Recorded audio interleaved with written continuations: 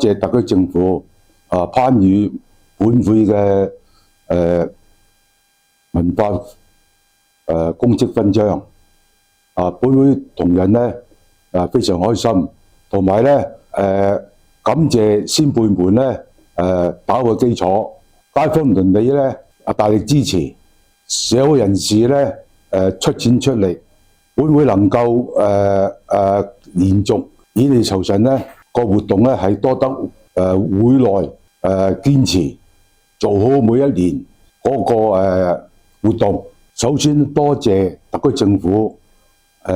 重視本區嘅文化，就我哋會繼續每一年咧非遺進校園。今年我哋已經加咗中學生去參與，日後咧就希望有小學生繼續參與，延續我哋馬祖信俗嘅使命。將來咧我哋會計劃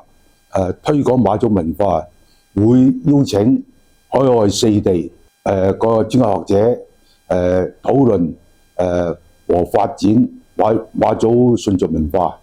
首先多謝澳門特區政府給予我哋嘅文化功績勳章，令到我哋更有動力，將來咧會推廣馬祖文化咧向世界各地發展，